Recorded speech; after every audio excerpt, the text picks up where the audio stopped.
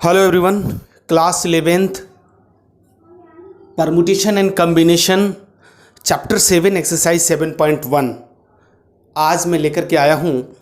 ये चैप्टर में लगातार स्टूडेंट्स का कंप्लेन रहा है कि परमुटेशन एंड कम्बिनेशंस में हमें यूज ही नहीं करने आता कि मैं कहाँ परमुटेशन यूज़ करूँ और कहाँ पे कम्बिनेशन यूज़ करूँ। स्टूडेंट्स, मेरा यकीन मानो, अगर आप कंटिन्यूअस 10 to 20 मिनट्स अगर आप ये वीडियो लेक्चर हमारा देख रहे हो तो आपको बिल्कुल क्लैरिटी के साथ एक एक वर्ड्स में मैं डिस्कस करूँगा और आपको ये क्लियर करूँगा कि परमुटेशन एंड कम्बिनेशन किस जगह पे और कैसी सिचुएशन में हम यूज कर। 7.1 एक्सरसाइज के अंदर ये पूरे क्वेश्चंस हमारे लैंग्वेज से रिलेटेड है, तो इसे हम दो मेथड से सॉल्व कर सकते हैं।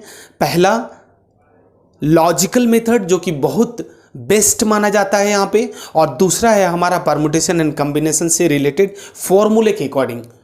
तो चूंकि ये लैंग्वेज से रिलेटेड प्रॉब्लम है तो हम इन सारे क्वेश्चंस को लॉजिकल मेथड यानी कि लैंग्वेज के थ्रू हम इसे सॉल्व करने की कोशिश करते हैं।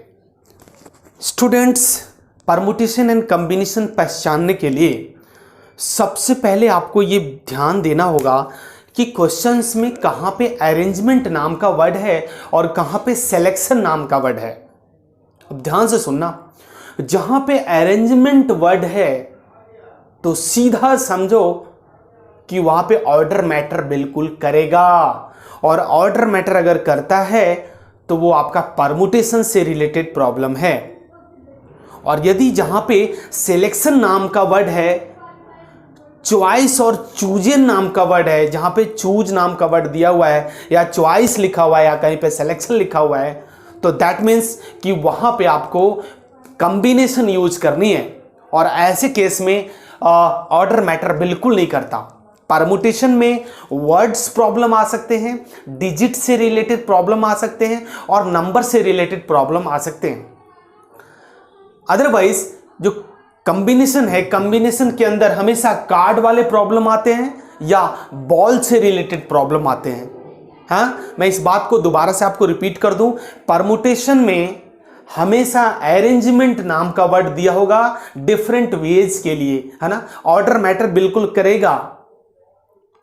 और कॉम्बिनेशन में सिलेक्शन दिया हुआ रहेगा, चॉइस दिए हुए रहेंगे या चूज नाम का वर्ड दिया रहेगा, ऑर्डर मैटर वहां पे बिल्कुल नहीं करेगा।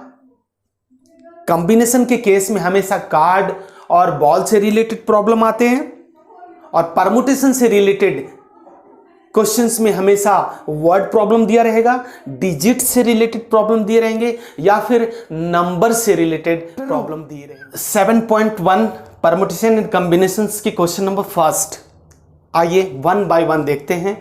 और जैसा कि मैंने आपको पहले ही बोला है कि ये सारे प्रॉब्लम्स को हम लॉजिकल तरीके से सॉल्व करेंगे, है ना। और नेक्स्ट एक्सरसाइज जब हम बात करेंगे तो वहां पे हम इसके परमुटेशन एंड कॉम्बिनेशंस के फॉर्मूले से हम सारे एक्सरसाइज को सॉल्व करने की कोशिश करेंगे। ये हमारा लॉजिकल तरीका, क्यों?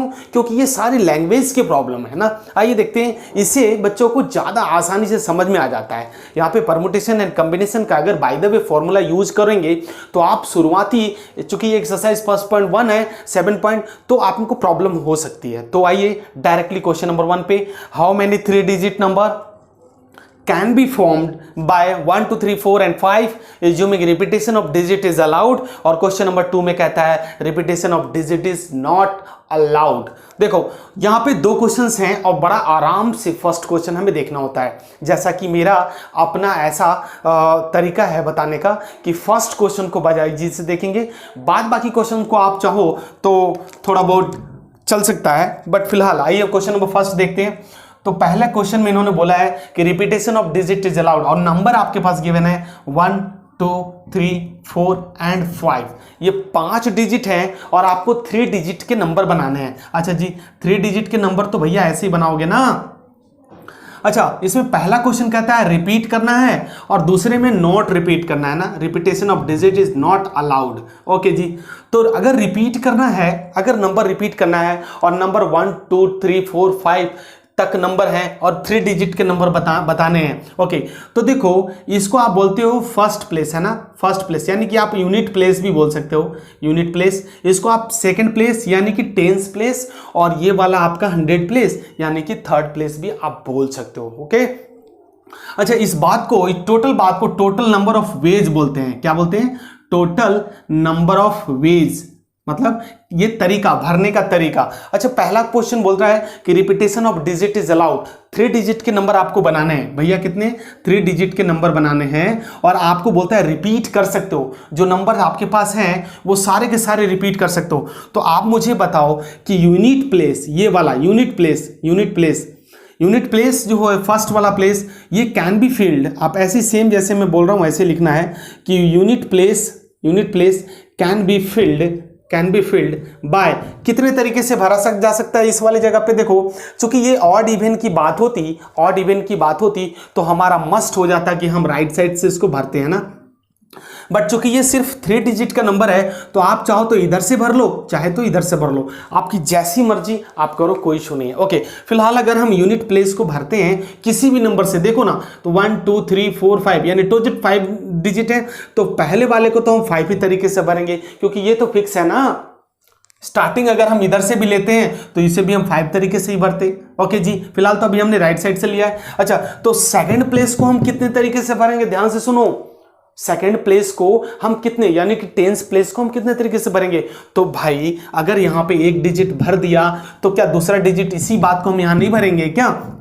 क्योंकि टोटल 5 डिजिट है, 5 में से कोई भी हम यहाँ पे पुट कर सकते हैं, 5 में से कोई भी हम यहाँ पे, क्योंकि repetition of digit is allowed. अगर हमने 5 यहाँ पे पुट कर दिया तो 5 हम यहाँ भी पुट कर सकते हैं, यहाँ भी पुट कर सकते हैं। अगर हमने 3 हमने यहाँ पुट किया तो यहाँ भी। आप चाहो तो कोई भी नंबर, इन पांचों में से कोई भी नंबर लेकर के यूनिट प्लेस, टेंस प्लेस और 100 प्लेस पे आप पुट कर सकते हो ना।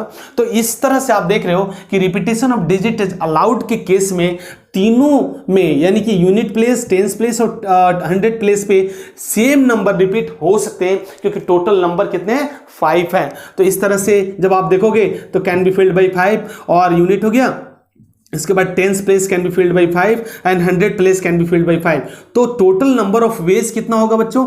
तो टोटल यहां लिख देता हूं मैं, टोटल नंबर ऑफ वेज कितना हो जाएगा? तो देखो ना, 5 इंटू 5 यानी 5 × 5 = 25, 25 125, यानी कि 125 इज योर आंसर। अच्छा, अगर डिजिट इज नॉट अलाउड होगा तो, एक ही क्वेश्चन में दोनों बात दे दिया, ये तो अच्छी बात है। अगर डिजिट इज नॉट अलाउड हुआ तो फर्स्ट प्लेस को चाहे तो आप यहां भर दो, 5 ही तरीके से भरोगे क्योंकि टोटल नंबर 5 है। अच्छा, जब आप इसमें से कोई भी एक नंबर यहाँ पे पुट कर दोगे, बाय द वे हमने मान लिया कि ये नंबर हमने 3 पुट कर दिया यहाँ पे, है ना, 3 पुट किया, एक्चुअली 3 वो नंबर 3 है एक्चुअली, बट टोटल नंबर तो 5 ही पुट करेंगे। इस बात को ध्यान से रखिएगा। स्टूडेंट्स पूछते हैं कि सर आप 3 तो यहाँ पुट कर रहे हो बट 5 क्यों लिख रहे हो? स्टूडेंट्स ऐसा पूछते हैं कि सर आप बोल रहे हो 3 बट आप 5 क्यों पुट कर रहे हो? तो मेरे भाई ध्यान से सुनो, ये टोटल नंबर है, ये 5 1 2 3 4 5 टोटल नंबर 5 है। अगर आप इधर से काउंट करने में प्रॉब्लम आ रही, इधर से देखो 1 2 3 4 5 टोटल नंबर 5 है, उसमें इंडिविजुअल हमने 3 को यहां पुट किया, वो बात अलग है ना। तो डिजिट इज नॉट, ये क्या है? Repetition of digit is not allowed है। तो ऐसे केस में अगर हमने 3 यहां पुट कर दिया तो 3 तो हमारा खत्म हो गया ना, चूंकि हमें रिपीट करनी नहीं है। अब हमारे पास नंबर बच गए 4।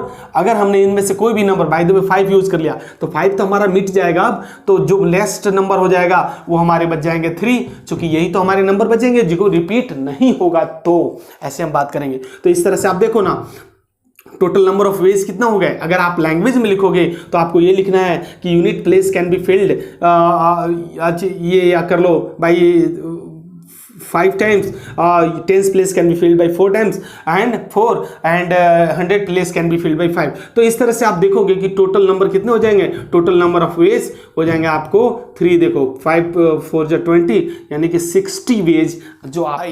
क्वेश्चन नंबर 2 कह रहा है how many 3 digit number can be formed by 1 2 3 4 5 and 6 digit repeated. अच्छा देखो, यहां पे कह रहा है 3 डिजिट के नंबर बनाने हैं। बस अब तो बिल्कुल इजी हो गए, क्योंकि आपने पहला क्वेश्चन देख लिया तो दूसरी और ऑनवर्ड्स क्वेश्चन में किसी तरह का कोई प्रॉब्लम होनी नहीं है ना।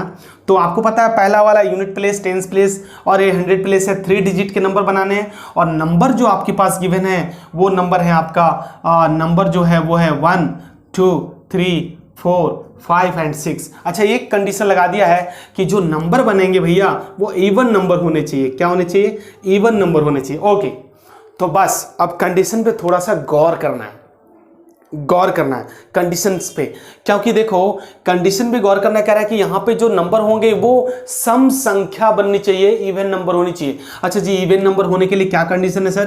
कि यूनिट प्लेस पे, ध्यान से सुन लो, यूनिट प्लेस पे मतलब यहाँ पे इन तीनों नंबरों में से कोई भी एक नंबर यहाँ पुट करोगे तो वो आपका इवन नंबर बन जाएगा, है ना। यूनिट प्लेस पे अगर आप 2 4 6 इनमें से कोई भी नंबर अगर आप पुट करोगे तो ही वो इवन नंबर बनेगा। तो मेरे भाई एक बात बताओ कि यूनिट प्लेस पे हम कितने नंबर रख सकते हैं? इन तीनों में से कोई रख सकते हैं ना, 2 4 6 में से कोई भी नंबर हम रख सकते हैं यूनिट प्लेस पे।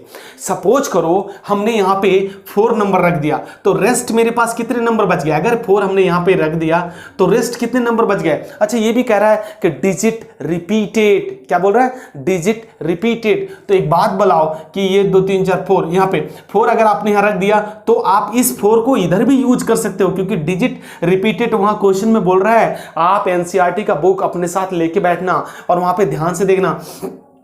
तो ये जो है आपका पहला जो प्लेस है इसको आप कितने तरीके से भर सकते हो? 6, 1 2 3 4 5 6 का 6 नंबर आप यहां भर सकते हो। अच्छा, एक बात बताओ कि जो सेकंड प्लेस है उसको भी तो आप सेम ही नंबर से भर सकते हो, फुलफिल कर सकते हो, क्योंकि डिजिट इज रिपीटेड। बार बार मैं बोल रहा हूं, digit is repeated, number repeat करेगा वो बार बार, तो ये नंबर भी आपका तो 6 से भरा जाएगा। तो आप मुझे बताओ कि टोटल नंबर ऑफ वेज कितने हुए? Total number of ways for filling 3 digits number कौन कौन हुए भैया? 6 गुना 3, सॉरी, है ना, 3। तो देखो ना, 6 6 36 और इंटू 3 तो 36 इंटू 6, 36 इंटू 3 करोगे तो ये हो जाएगा 108 वेज। तो टोटल नंबर ऑफ वेज कितने हुए? 108। क्वेश्चन नंबर 3 कहता है how many 4 letters can be formed using the first 10 letter of English alphabet if no letter can be repeated. अगर नंबर रिपीट नहीं हो रहा है, मतलब लेटर रिपीट नहीं हो रहा है, तो क्या है? देखो बहुत आसान सा क्वेश्चन हो गया ये। तो कह रहा है कि 10 इंग्लिश अल्फाबेट के नंबर हैं, मान लीजिए A B C D E F G H I और J, मतलब यहीं पे 10 लेटर तो यहीं तक आ रहे हैं ना। उसमें 4 लेटर्स के इंग्लिश अल्फाबेट के 4 लेटर्स का एक कोई नंबर बनाने हैं आपको, कोई वर्ड्स आपको बनाने हैं। तो 4 लेटर का मतलब है 2 3 4। अब देखो नंबर रिपीट नहीं कर रहा है, मतलब क्या है? टोटल 10 में से नंबर रिपीट नहीं कर रहा। 10 में से बाय द वे मान लीजिए आपने ई को पहले पुट कर दिया तो ये नंबर कम हो गया ना, चूंकि इसको अगर रिपीट करना होता तो दोबारा पुट कर देते, बट ये रिपीट नहीं है। इसकी वजह से क्या है, वो हमारा पूरे लिस्ट से वो कट जाएगा। तो अब बच गया 9 में से मान लीजिए आपने बी को पुट कर दिया तो अब कितनी बस बच गए? 8 बच गए। फिर आपने सी को कट कर दिया तो कितने बच गए? 7 बच गए ना। तो total number of ways for filling 4 letters code is कितना हो जाएगा आपके पास? 10 इंटू 9 इंटू 8 इंटू 7 आप मल्टीप्लाई करो और देखो कितना हो जाएगा? 9 8